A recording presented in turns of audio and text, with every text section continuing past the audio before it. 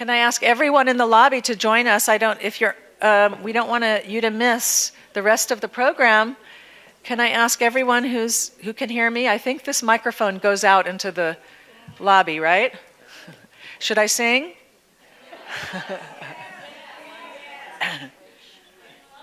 Sometimes I feel like a motherless child.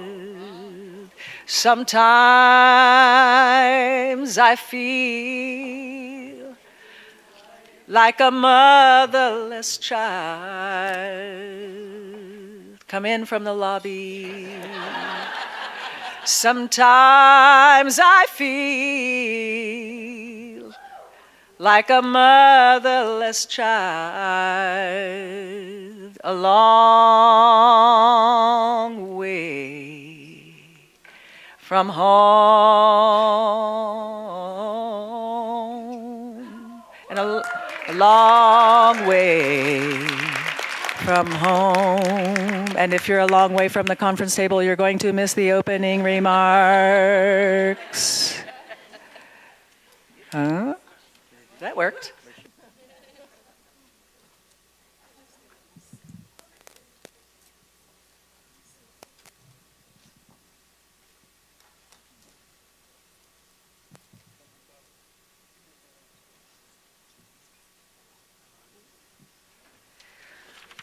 Okay.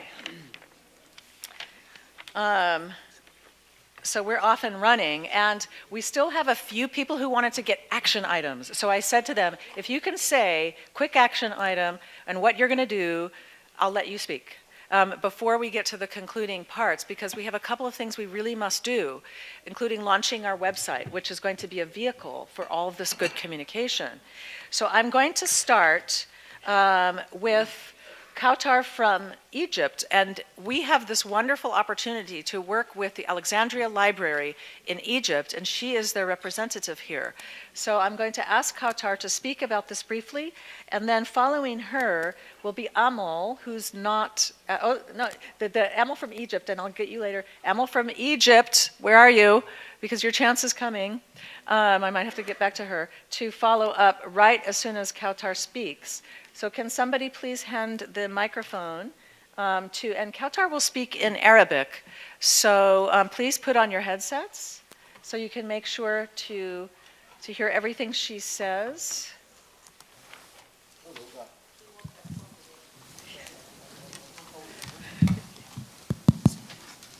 Okay, start? Yes, please. Okay.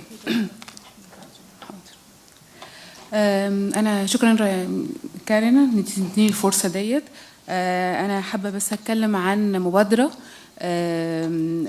تضم مجموعة من النساء العالمات في المعرفة الدينية الإسلامية. المبادرة دي اسمها شقائق، وهي باللغة العربية كلمة شقائق بمعنى النظير أو المثيل، وهو كلمة شقائق جاءت في حديث نبوي عن الرسول محمد عليه الصلاة والسلام، وإنما النساء كشقائق الرجال. المبادرة دي تمتد من 2015 ل 2017، وهي الحقيقة تتميز بأنها ليس خطاب رد فعل، بمعنى هي ليس للدفاع عن الدين، لأننا لسنا معنيين بهذا، فهو الإسلام لا يحتاج لذلك، ولكن هي للدفاع أو لتحرير النساء وتمكين النساء وتحقيق المساواة لهم، وهو الذي من أجله نزل الدين أساساً، هو لتحرير الإنسان.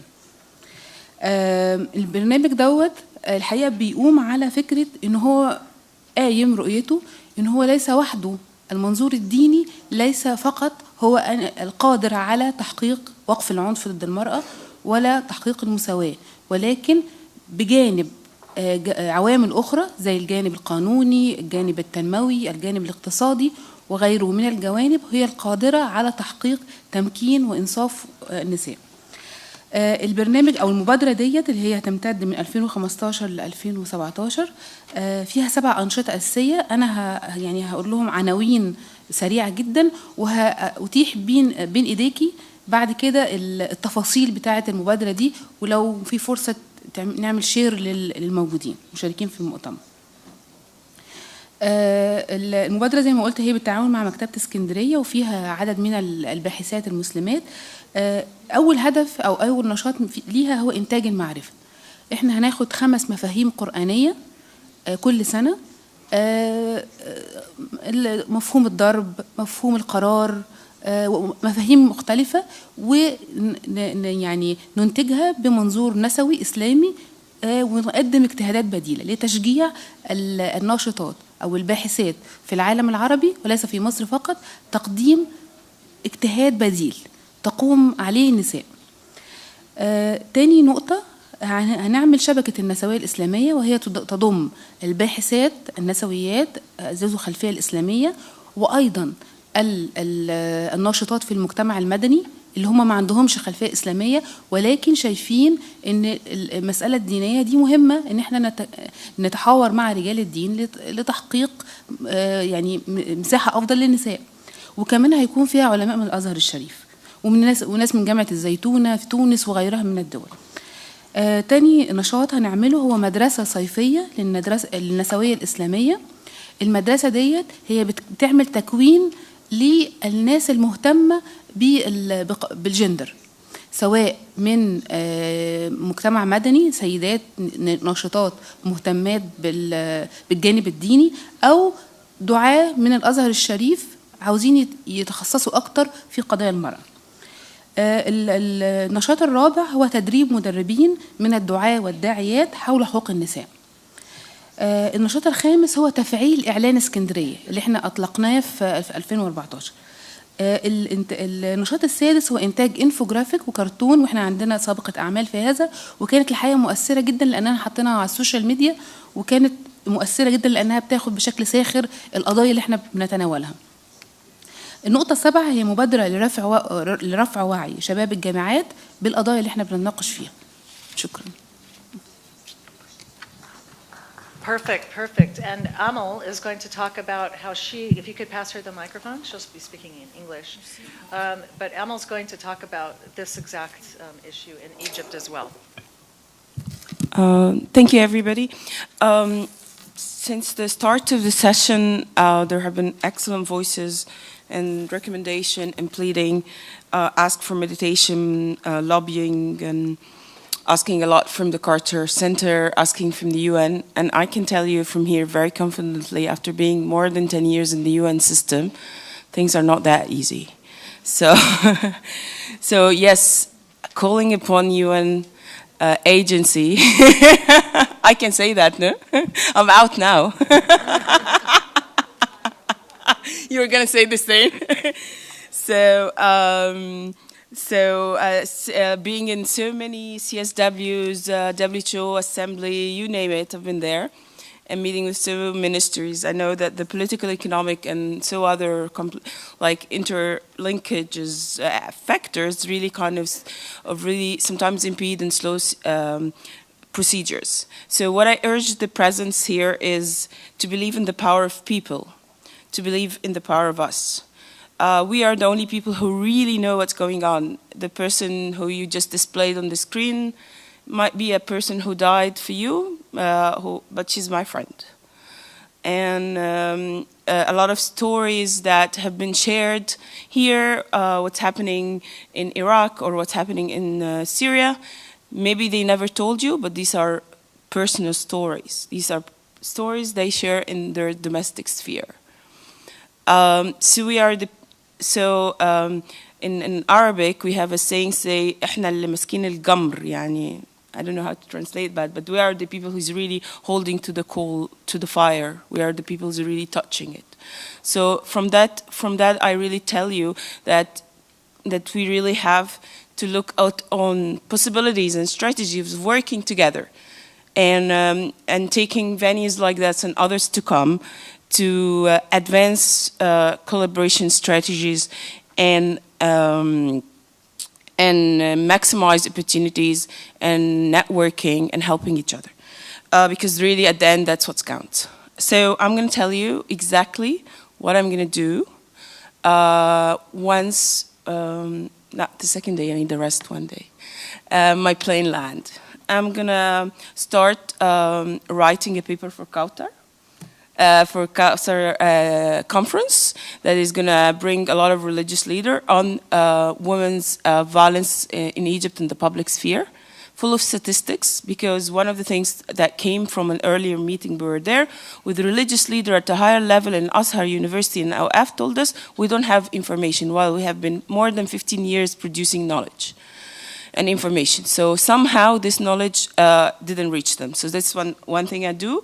I was talking to Marwa and Kautar, or maybe doing a small mini task force to see ways of using these alternative religious discourses that they have been trying to produce and using it in our work at the grassroots level through our volunteers in the community. We will use the information that Noon produce and the messages in the religious, because so far we haven't been using any religious messages, of how to really integrate that with the statistics we have, with through the social media, because we have really very strong social media. So on combating sexual harassment in the public space. So these are 3 things we're gonna do. In a moment, I'm gonna go back home. Thank you very much. Very specific, pretty brief. And Amal has one brief comment and one action. Thank you. Thank you for offering me this opportunity to share with you some remarks. First of all, we should be aware about the language used in order to reach our aims. I'm not really comfortable with the use of the term interpretation. And this morning I watched it in the TV. So for me, when we started to talk with common people with the new interpretation, they will not listen to you because they are scared. What is the meaning of new interpretation? For them, the whole work of interpretation was done, and it's closed, it's sacred. So when we started, and as Dr. Siddiqui mentioned before, we used in Tunisia, for example, for this group of research and scholars, we use new reading of religious texts or revisiting our understanding of religion. And here we can include people like us, scholars coming from different perspective and knowledge background, because we should, and there is the second point, when we talk about engaging religious leaders, I prefer to use religious actors, because all the time, and this is, I feel all the time frustrated, and even Professor Siddiqui, because we don't have the recognition of civil society. We have the expertise in terms of religious studies, and we are willing to help our society. And we have changed our role as intellectual in our society. We moved from Arabic standard language to dialect, and we are close to rural area, etc., in order to spread new reading of our text. But at the same time, civil society don't recognize us. And they are all the time asking to engage with religious leaders who are part of the problem. Because in our case, in Tunisia, for example, we don't have famous religious preachers or leaders, etc. Because under the regime of Ben Ali, they were silent, no words. They worked with the regime. And actually, we received a lot of preachers coming from the Gulf, trying to radicalize the people. And in this situation, in one survey in Tunisia, recently done, aiming to know why the majority of our youth are attracted by the concept or the call of the jihad in Syria and Iraq, we are at the top of the list, as you know. Why? Because they were exposed at least 2 decades on channel religious program coming from Egypt, coming from Bahrain, Saudi Arabia, etc. And that's why our youth are radicalized, not because of our preachers or leaders, but because of media. And here, media, this is my request. When we want to support women in this field of, religious understanding or knowledge, etc., we can offer them a space on media because they started to be more visible. And I have my own experience. After the revolution, I started to be more visible on media, and people became more interested about my discourse and other, of course, scholars. When we watch on video, for example, YouTube, we can find millions of religious extremist voices. But on the other side, we have a few group, men and women. Can I offer, because I think this is the point, and we're going to show, oh yes, thank you. Thank you. I think this is very important, and we want to link, and this point has been made over and over again. The extremists are very loud. Yes. And they take the airwaves, and by the way, that's also in this country. So one of our goals is to help you reclaim the airwaves, so that we can. Ooh, I got applause. So thank you for that. So I'm going to go right away to we have Huera and Huera, who actually I have Bolanle first from Nigeria, and then I'll have Huera, and then those will be our last speakers from you all. I have Uni, but do you have 1 minute, or is it a longer comment? And then I want to go to be able to go ahead with our website demonstration, and to hear from the National Chief Imam, President Carter, and Gaynell. So I'm going to call on Bolanle quickly, and I know.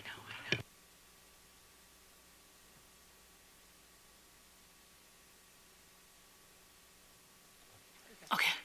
Yeah, good morning. Thank you, President Carter, for having us and giving us a forum to all get together, those of us from different spheres in this work. Thank you so much for modeling leadership.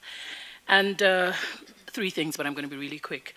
First of all, as a faith-based, my name is Bolanle Makanjo, I'm sorry. I run a faith-based organization in Nigeria that works with sex trafficking and trying to rehabilitate victims of prostitution. I need to be slow. And oftentimes, those of us in the faith-based work tend to isolate ourselves and work only with other faith-based communities.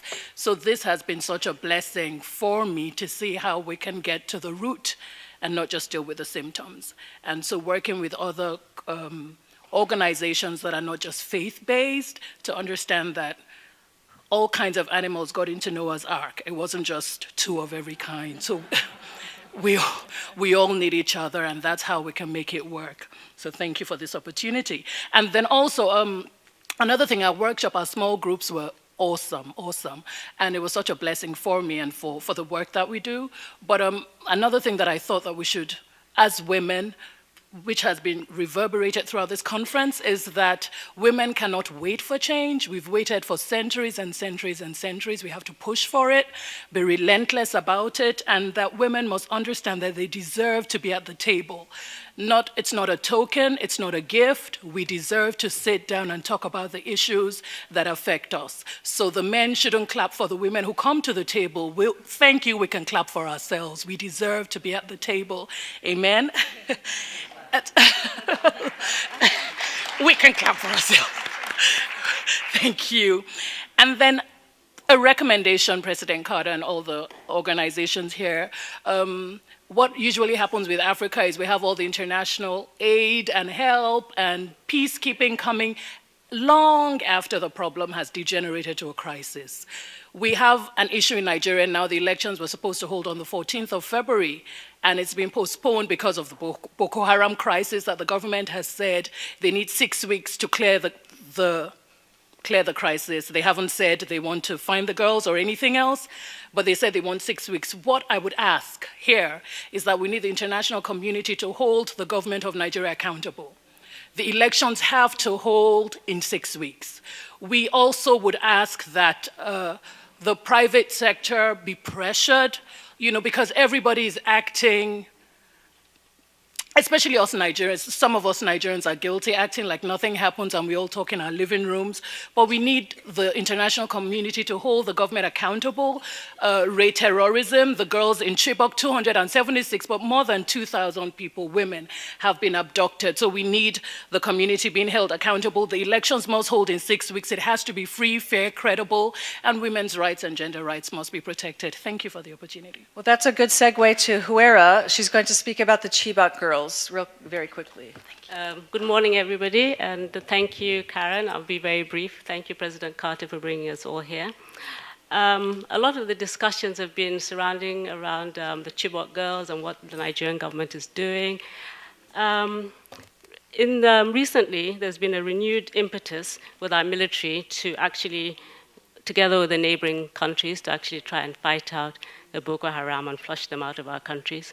So we're hopeful that once this is done, the Chibok girls, and it's not just the Chibok girls, there are about thousands of girls and men as well that have been kidnapped by this group. So we're hoping that once they are released, what we are planning to do, we set up some centers. We have PTSD centers, which we're trying to set up across Nigeria. So for us, a call is for call for action. We need help. We can't do it alone. We realize we can't do it alone. We need help with expertise. We need help with resources. And it could just be technical expertise as well. And apart from the PTSD centers, we have an initiative, which is our Safe School project. We believe that all girls need an education. I have 2 daughters myself, and I believe they need an education. So we want a place where girls can go to school in a safe environment. And we started piloting in 6 states. And so what we need is more support on this to see what can happen. Thank you. So that's perfect, and we promise to follow up with you on that. And I wanted to also just hear from Alhaji Kuzaima, just because it's so significant what they have initiated in Ghana. So he's just going to take 1 minute to talk about the Human Rights Defenders Initiative, and then I'm going to bring up the website for us to talk about. Well, thank you, everyone. Thank you, President Carter and Karen and Melinda. Some few minutes ago, Karen mentioned a banner. This is exactly how it looks like. Upside down. Turn it upside down. Yeah. Yeah. This is a sticker that we distributed in Ghana. Turn it this way, Alhaji, so we can see it. Okay. Yeah. So this sticker, you can see it in Ghana on cars, on people's doors, on organizations, places, and the rest. And we are happy to continue producing more, inshallah. I wanted to make this, to mention this commitment that His Eminence the National Chief Imam is making back home in Ghana under the launch of through the launch of the Human Rights Defenders Project. One is we are hoping to increase through the Human Rights Defenders Project more advocacy programs for women in our communities, and the advocacy will start from domestic issues up to communal and in the national level. 2, we intend to dedicate, His Eminence National Chief Imam intends to dedicate 1 Friday sermon, and this is a huge commitment, 1 Friday sermon to advocate for the right of women internationally. And this is going to be an annual program, just as we have International Malaria Day, International Child Day, International Father's Day, or whatever. We are also going to institute 1 Friday in Ghana that His Eminence will talk about women's empowerment. Just before I continue, we've been duly advised in Ghana that we have, because of the contentious issues regarding women's rights, it is much better to be using phrases such as women's involvement and women's engagement in issues, rather than using the words such as women empowerment. Because as we are aware, most of the critics and detractors of these issues are the men. And the instance of hearing women empowerment, it frightens some other people. So we've been duly advised to be using, and I want to share this with you. Thirdly, we want to collaborate with Sayyida Ruqayya, the daughter of Sheikh Ibrahim, Maulana Sheikh Ibrahim Anyas, radiallahu ta'ala anhu, to produce more of a book, the book that she has written over 20 years ago on the right of Muslim women. That is called Women's Right in Islam. We want to collaborate with her to produce more of this book. Fourth, and also to disseminate it to other religious leaders. Fourthly, we want to collaborate with the Office of the Queen Mother of Kotema to continue the struggle that she has started on girl child education and abortion. We will do that, but now it's going to be on women's empowerment. Lastly, we are going to, His Eminence National Chief Imam has started the initiation of including women on his advisory body. Currently, there is no woman on his advisory body, even though he has women body who advise him on issues that relates to women. We thank you so much. Even though His Eminence has started 5 years ago, he has an educational trust fund, and there are 30% women on the fund. And also the Islamic Peace and Security Council has 30% women. Thank you. So that's so wonderful. I think that shows what we can do together when we inspire each other. So I'm going to ask Adam to pull up the declaration and the website and ask, there are a few remaining speakers, including Yuni, Marwa, Heather, that I'll bring you into the discussion when we're talking about the website. So if we can see the declaration. So this is a declaration that we started working on here together, and it's a draft. So I promise you that I'm still taking all of your comments. Susie Hayward was worried about my title, so I've noted that. So we're still working on it. But what I like is that we have a statement of urgency, that we are seized with the escalating crises around us, and we intend to collaborate. I'm not going to make you read it here. If Adam can go ahead to the website. But we're going to use that declaration as sort of a vehicle, and I'm inviting each of you to submit your commitments that we can add to the declaration. So if Adam can go ahead and load the website. President Carter, I don't think you've seen this yet. This is our new website. It's called the Forum on Women, Religion, Violence, and Power. And we sort of stole from the book title because it just is a perfect summary of all of the various aspects. And we have some of our previous participants' photos and quotes that are being scrolled. They scroll pretty fast, but you can stop them if you want to read the quotes. We have President Carter, Zaina Anwar, Fulata Moyo, and I think we also have Sheikh Omar, who was with us here, who passed away last year, sadly, very young man, who was a very promising leader and very dear to the people here with us, and we always express our condolences to you. But his words and his image are with us forever in this work. All I want to say about this website is that it's not just a place for photos and articles. There is a segment on this website, if Adam will go to the Roundtable tab, if you can click on Roundtables. People have been live watching you for 2 days on that Watch Live button. If they click the Watch Live, they will have been watching this conference. That is the web stream. And when if you can go to join the conversation, Adam, click that button. This will be upcoming roundtables. We're going to have topics listed here. The next one is next Friday, and we're going to inform, we're going to organize, and we invite you to participate. This is the first opportunity for all of us to reconnect next week, there's a RSVP up there, and you can be on either video or by chat, etc.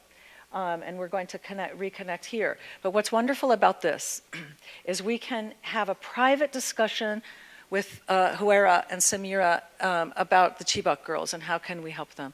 We can have a private discussion with Bolanle about trafficking, and one day we'll have the Oba chief that will join us in that conversation, and his distinguished representatives moving the process forward. Any topic we pick, we can organize a conversation here. You can be sitting at your desk in your office in Accra or Abuja and participate. So I'm inviting each of you to participate this way. We're also going to, and I want to turn it over briefly to two individuals who are helping us with this. You've experienced all of the arts aspect. In the next phase of this website, starting in April, we'll have an arts section. And I'd like to ask Lisa Parsons and Kira Corser to talk about various initiatives in this regard, including the Peace Post, which we see up here on the stage, which is a piece of art up on the right on the stage itself. It's not lit right now, but you can see it. It's a wonderful, beautiful painted work of art, a Peace Post that's been donated, given to the artist Kira for the Carter Center for us to post and to commemorate. I would like to ask Lisa to speak for a moment, and Kira. Lisa Parsons, representing 1 Billion Rising Atlanta Collaborative, which includes the National Center for Civic and Human Rights, the King Center, and the work here, as well as the YWCA and several others. Last year, you wrote a call to action, Women, Religion, Violence, and Power, and we are so grateful. And what we've done to take our action, which you called for, is to start this project, which is the Post for Peace and Justice. And there were 3 things, and the main thing we wanted to mentor was your modeling of us through the years.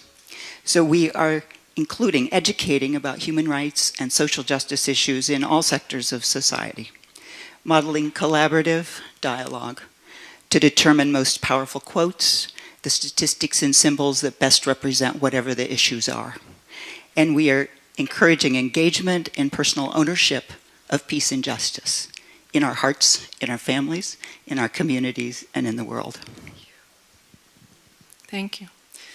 And I want to, in the spirit of collaboration, as we were talking, I want to tell everyone that if you have not signed the post, please do sign it today. This post will go to Washington, D.C. and be on Capitol Hill for the 4th of July International Child Art Festival. So 90 countries and 200 children from around the United States will be there. They will participate in making posts that will join with your posts in a gallery on Capitol Hill. So I wanted to let you know about that. And I also want to know, where are your artists? Art, I have been a social justice artist for 30 years. I've seen art save lives. I've seen it raise funding. I've seen it build coalitions. I've seen it change policy. I have seen it. I know it can happen, and you can do it by getting your artists involved, because artists are interrupters and radicals, right? Yes. And then, and that's pretty much it. I just wanted to let you know that, and thank you for having us. Thank you. So please come up and sign the Peace Post before you leave. It's a wonderful, wonderful activity.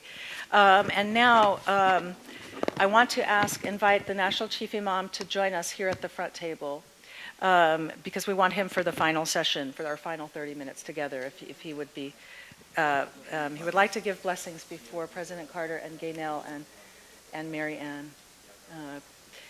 And as he's coming, I just want to invite Heather Hamilton and Marwa and Uni for just a couple of words each, or not words, but some closing thoughts from you. Thanks, Karen.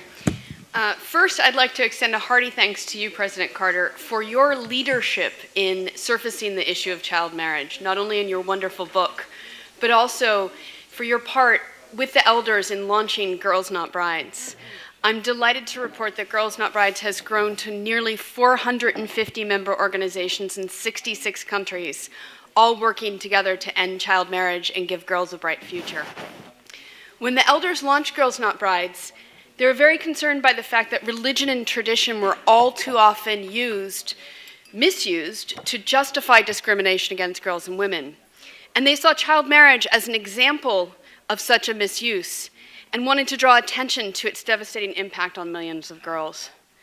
Child marriage affects 1 out of every 3 girls in the developing world. That's 15 million girls a year, or 1 every 2 seconds married before the age of 18. It happens in all regions of the world, from Indonesia to South Asia, to Latin America, to Africa. It is itself a widespread and often hidden form of violence, and ending the practice is critical to building peaceful societies. When this many girls are out of school doing housework instead of homework, and are often, as President Carter noted, in a state of virtual slavery, how can we talk about building peaceful societies? The persistence of child marriage has undermined the achievement of 6 of the 8 Millennium Development Goals, including the goals on poverty, education, health, HIV. And that brings me to what I wanted to note as a critical opportunity for everyone here. The world is coming together this year to identify a new set of development goals, to guide development and international work for the next 15 years. These are the Sustainable Development Goals. And this is an opportunity that we have to make sure that all of the issues that we raised today are included. And there is, in the draft document, a goal on gender equality, which does include a target on ending child marriage. But there's an entire section on building peaceful societies, inclusion, and justice that doesn't even mention women. And so I would encourage everyone here to think about how we together can ensure that as we set out the next round of goals for development for the next 15 years, that women aren't relegated to the corner of gender equality, but are woven throughout the document. And there is a resource that we've developed. It pertains to child marriage, but it has a lot of information about the process that you can access on our website. It's the Post-2015 Advocacy Toolkit, which can give you some ideas about how to engage in your own countries. And I also want to note that we're committed to sustaining this conversation at our global member meeting that's coming up in Morocco and really bringing in some of the rich discourse here about these intersections of culture, tradition, and religion. Thank you. Perfect. Morocco, when is it? May 19th through the 21st. In Morocco. Wonderful. Uni, a quick word from you, and then Marwa. And yes. First, maybe we have to consider that at the moment the OIC, Organization of Islamic Cooperation, they already have a human rights mechanism that called Independent Permanent Human Rights Commission. So I think we have to pay attention or work together with them because they shaping the opinion about human rights among Islamic world. So I think we have to start to pay attention to this mechanism on human rights. The second point, my commitment from Indonesia, that we would like to continue to translating human rights among religious community. We would like to continue our program that we called Breaking Religious Silence. This is bringing the religious leaders, religious community, and religious institutions to hear the victims' voices of violence against women. And we would like to encourage this religious leader to have new interpretation of friendly religious interpretation. And afterward, we would like to ask them to institutionalizing this progressive interpretation become religious policy. We would like to continue on this. And the third point that I would like to propose or suggestion for the Mr. President Carter, that your position is very influential.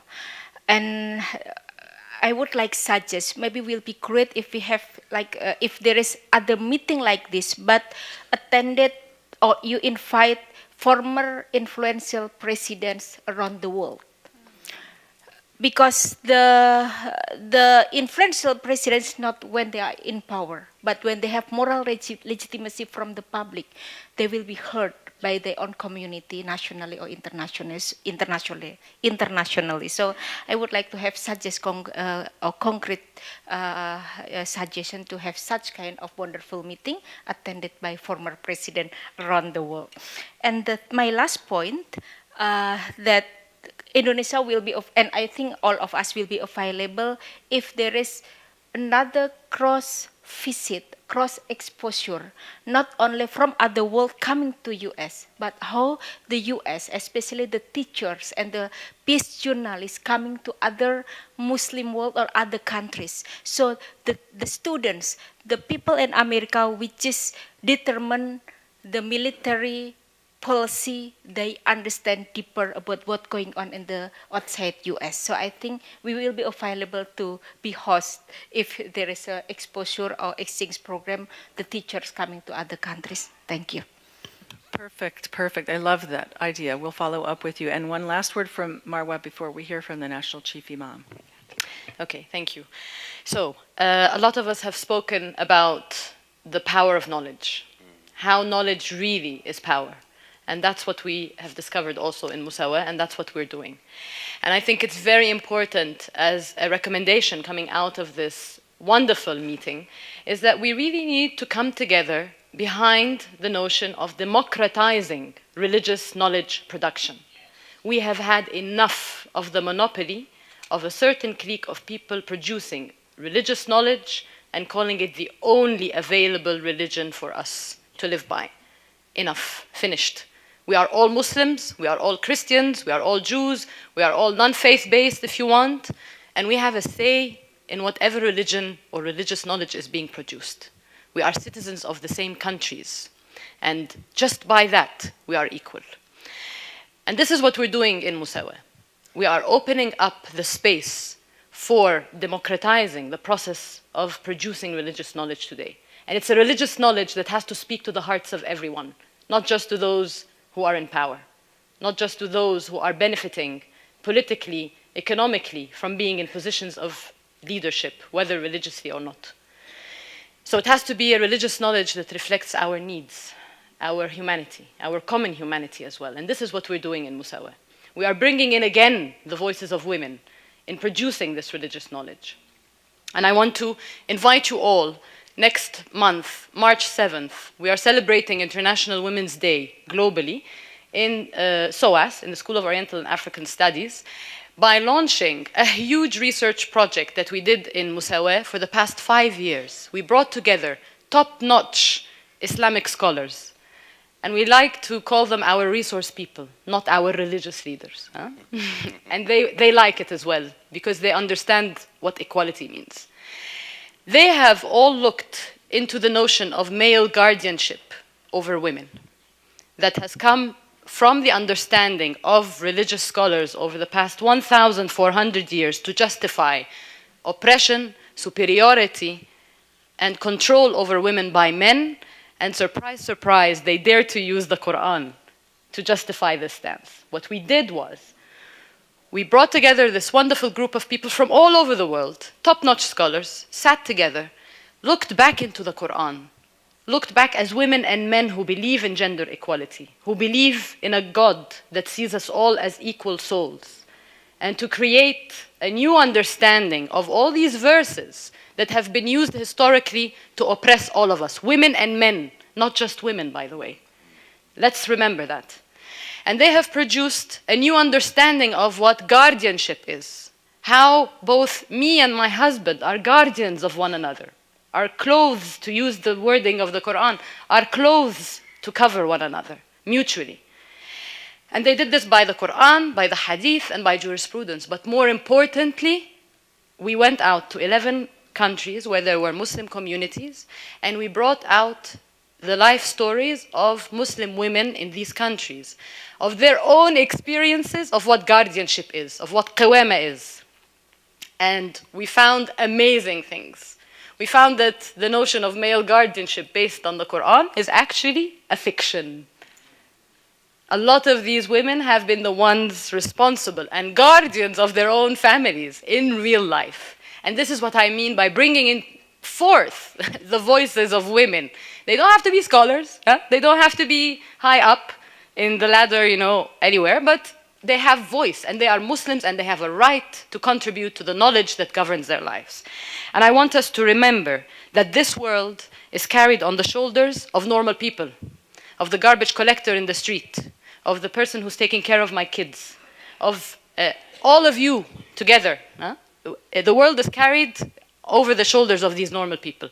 And religious leaders, some of us have very good experiences with them. Some of us have very bad experiences with religious leaders. And I want us to remember that they are human. They are just as human as we are. They make mistakes like we do. And we need each other to put each other on the right path. And this is extremely important, that in the end, if we cannot find the equal humanity between all of us to join us together, to democratize this religious knowledge, to live together equally as human beings deserving a better life, I'm not sure it's a world we would want to live in. And I think that change is necessary, change is possible, and we will do it. Thank you. Thank you. It is my honor now, is he ready, to turn to Sheikh Osman Nuhu Sharabuntu, the National Chief Imam of Ghana, who is our honored guest. We are so delighted and honored that he has traveled all the way from Ghana to be here with us. Assalamu alaikum wa rahmatullahi ta'ala wa barakatuh. Wa alaikum assalam wa rahmatullahi. Alhamdulillah. Amma ba'du. وإلى حضرتكما الطيبة العالية السامية التي كلمتي الوجيزة تختص ببال حقوق المرأة. قال تعالى: الرجال قوامون على النساء بما فضل الله بعضهم على بعض وبما أنفقوا من أموالهم فالصالحات قانتات حافظات للغيب بما حفظ الله واللاتي تخافون نشوزهن فإذوهن وآجروهن في المضاجع واضربوهن فإن أطعنكم فلا تبغوا عليهن سبيلا إن الله كان عليا كبيرا وإن خفتم شقاق بينهما فبعثوا حكما من أهله وحكما من أهلها إن يريدا إصلاحا يوفق الله بينهما إن الله كان عليما خبيرا. فإن المرأة خلقت من ضلع أعوج وإن أعوج ما في الضيء أعلاه فإن ذهبت تقيمه كسرته وإن تركته لم يزل أعوج فاستوصوا بالنساء خيرا. وعن أنس بن مالك سئل رسول الله صلى الله عليه وسلم: أي المؤمنين أكمل إيمانا؟ قال: أحسن خلقا مع أهله. قد أمر الله تعالى معاشرة النساء بالمعروف حيث قال: وعاشروهن بالمعروف وإن كرهتموهن فعسى أن تكرهوا شيئا ويجعل الله فيه خيرا كثيرا. وحث الرسول صلى الله عليه وسلم على معاملتهن باللين والرفق وأوصى بهن الأزواج. قال تعالى: ولهن مثل الذي عليهن بالمعروف.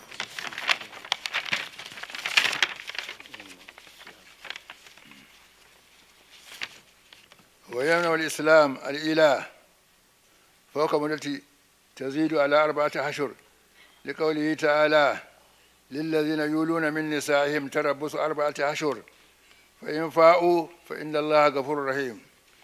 وختاما قال تعالى: قل هذه سبيلي أدعو إلى الله على بصيرة أنا ومن اتبعني وسبحان الله وما أنا من المشركين.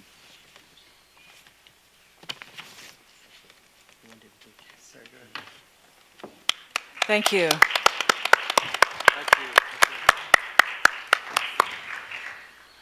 Again, we are very honored to have you here with us. It's so meaningful to the Carter Center that we have this partnership. And I'd like to ask President Carter if he would like to have this chance to reflect on everything that you've said and what we've been talking about in his own words. And I will ask Gaynell Curry and Bineta Diop on behalf of the African Union as well to give their final comments. Okay. Well, first of all, I want to express my deep thanks to the great leader from Ghana and for all of you who have participated in this very beneficial session. I think you all noticed that I've been here every minute. And it's been a pleasure, not a sacrifice for me, to listen to you, and I've taken very careful notes, particularly when anyone has said this is something that President Carter can do, or this is what the Carter Center can do.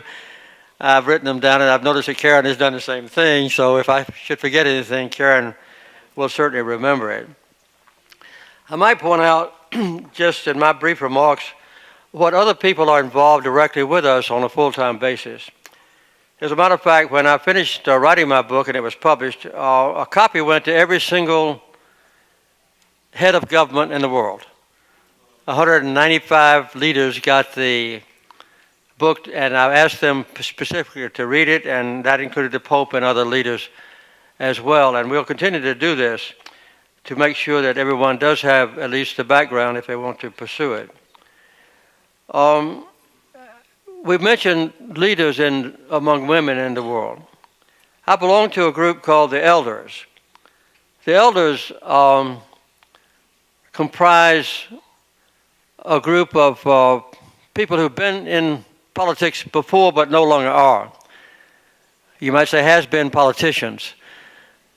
And some of the great leaders have been mentioned already. Mary Robinson, who is the only UN envoy that's been established. She was working around Africa for that. And Graça Machel, who is, as you know, the widow of a great man in South Africa that everybody admires.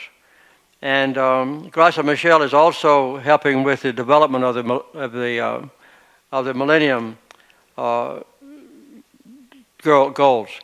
and MSGs. And this is something that she's working on full time.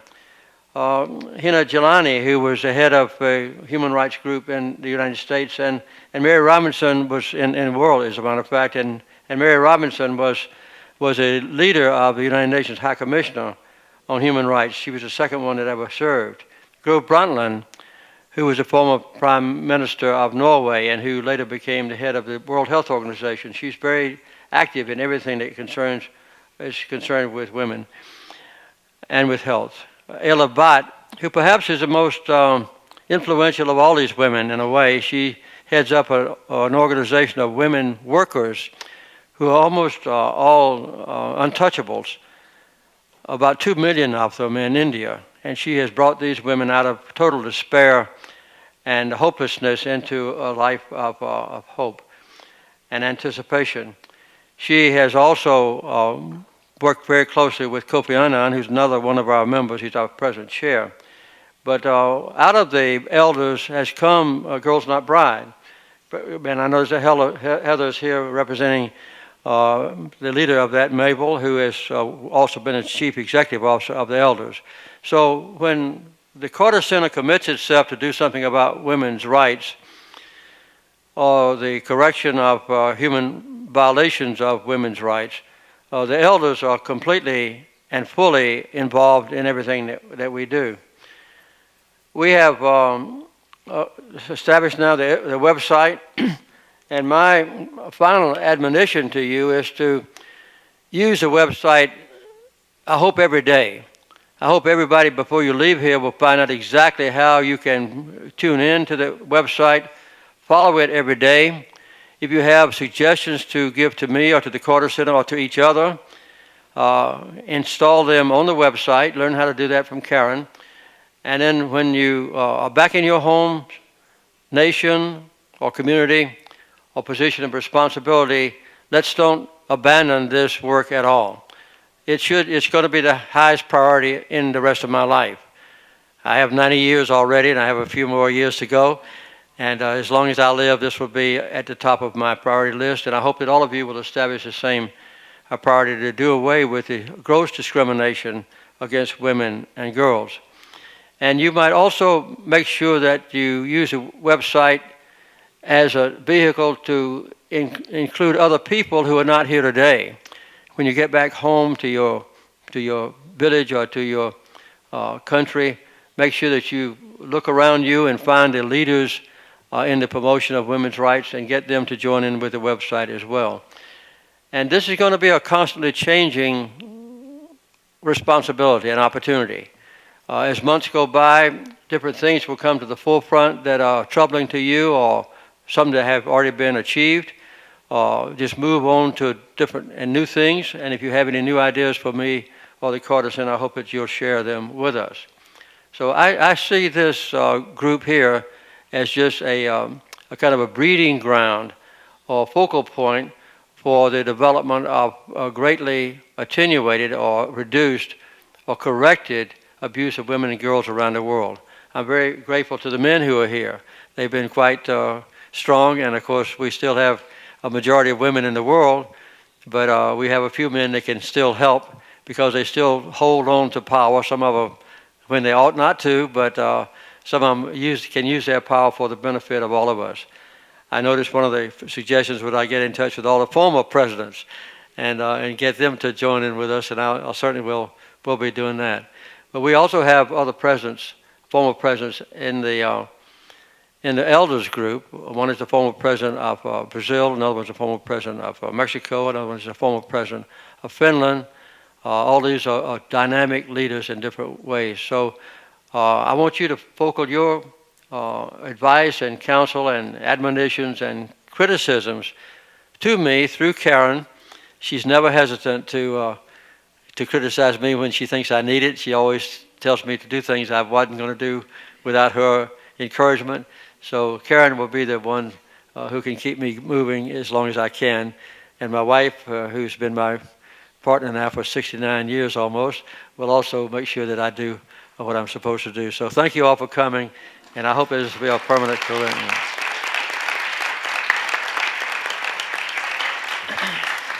I'm going to briefly call on Gaynell Curry and then Benita Diop to give us the last words.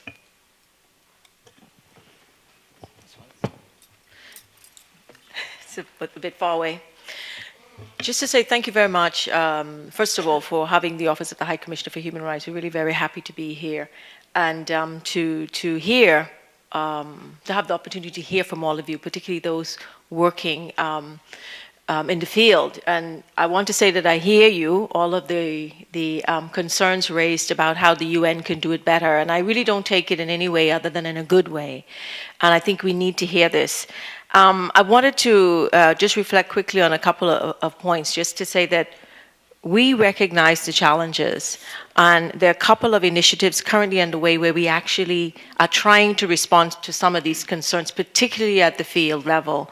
And I will start by mentioning the Human Rights Upfront initiative of the Secretary General, where he wants to put human rights to the front of the UN agenda. And I know we mentioned, one of the colleagues from UNDP mentioned that human rights is the work of all UN entities, and exactly right. This is exactly what the High Commissioner, what the Secretary General is saying. So we're trying to ensure that we weave those human rights concerns directly into all of our programming. That's including the development work that we're doing.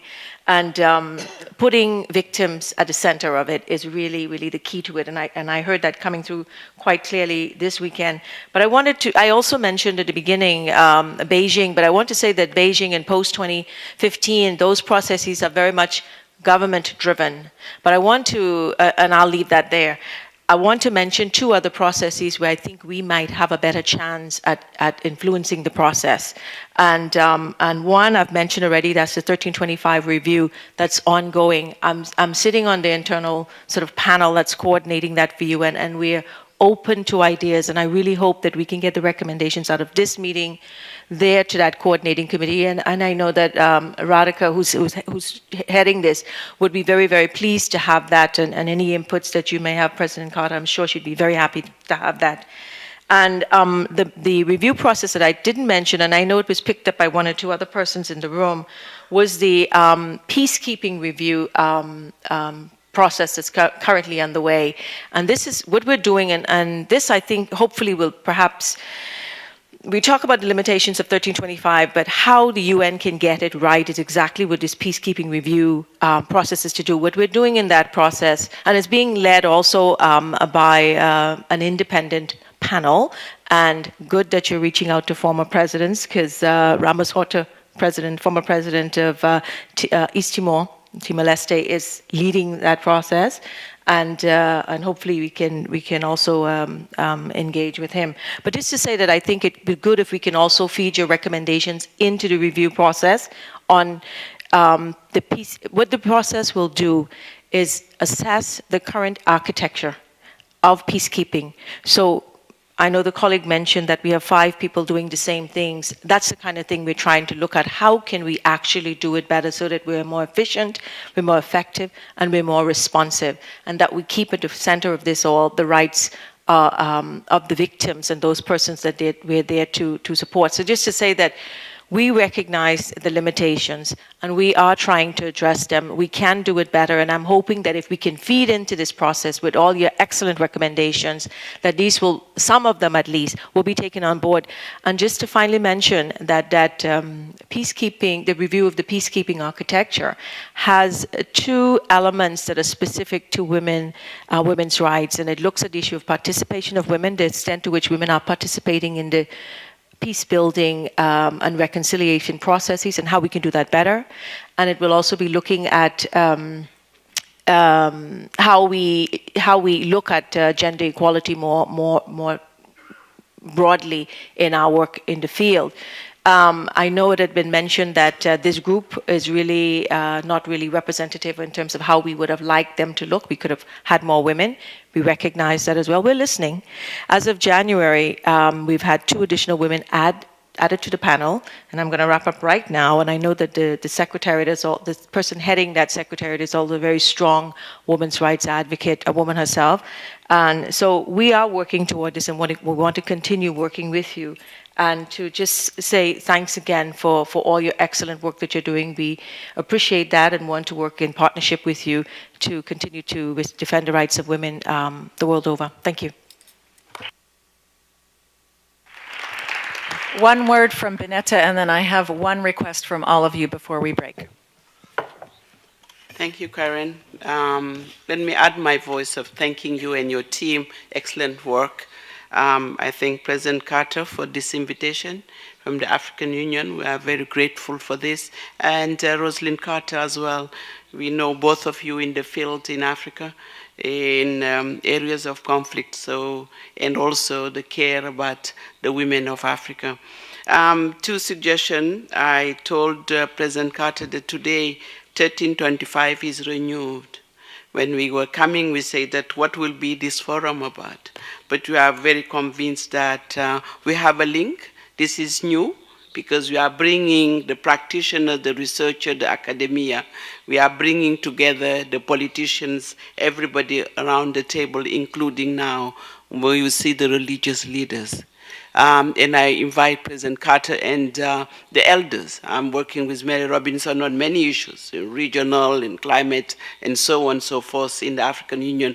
And I recommend that this forum also be brought to Africa. We want to invite you to the African Union with Madam Zuma, with Graça Machel, offer us around the table and talking about these issues, Boko Haram, Al-Shabaab, all of them, in the Africa context. So that is one proposal. My second proposal, Karen, is about going to the field. My work as 1325 promoter in Africa, I think that's the solidarity mission. When I met with the Bring Back Our Girls in the field in Nigeria, they said the world is silent. We need more women coming to us. We need more leaders coming us. So this forum can have that chain of solidarity to reach out where the people are victims. So we echo their voice. We meet with the leaders, the religious leaders, the political leaders. We are able to echo their voice because the human rights defenders, the women's human rights defenders, they have problems in the underground. So we should be the one going there, and that's part of my work. If this forum can do that and echo the voice of the voiceless, I think that will be very good. So 2 recommendations, concrete. Thank you so much for this. Perfect. Okay, we're right on time. The website address, please write this down. Please write it down because it's a little confusing. If you put a www at the beginning, it goes to the main Carter Center website. There's a redirect issue. So it's forumonwomen.cartercenter.org. Forum on Women, all one word, cartercenter.org. Don't put the www at the beginning. Okay, my request to you, before I do something finally, is the song that you heard yesterday, Love is the Answer, is going to be our anthem. It's going to be our anthem for getting the world to pay attention to this message. And so I'm asking you, we talked about it at dinner last night, I want you to send video clips, really high quality please, of your communities, your activists, your women, your men, your children, your schools, your politicians, to sing with the song. You know the song Happy, the Happy video? Everyone knows the Happy video, right? Think about the Happy video. Sing, love is the answer, all the, held up hashtags. Send me video clips. We're going to put it together. I'm going to ask President Carter, this is my chance to ask for something, to call Peter Gabriel on the phone and ask him to sing on this video. And I'm going to ask him to get Bruce Springsteen. So this is going to be an anthem for this movement, this website, because we've got to get people we've got to get their eyeballs. And music gets their heart, therefore their eyeballs. So did everybody hear me? Now is my chance. Melinda and Danielle, stand up. And if Patricia can hear me, event staff, anyone on PI staff, please stand up. I can't see you, Melinda. Come over. You're the lights behind you. This meeting was only possible because of these two women right here. I cannot tell you. I'm going to cry. They haven't slept for months and months and months. And when I was crawling around because of vertigo and my back was out, they picked up the slack. I cannot say highly enough. And if Patricia can hear me, and Lisa Wiley and all of our events, wonderful finance, everybody, Beth Davis over there who takes care of President Carter everywhere he goes, yay. This thing works because of the staff of the Carter Center are amazing, and I hope you appreciate them. So that is my final word. Thank you very much. Don't give up on us. We are with you. You are with us. We love you.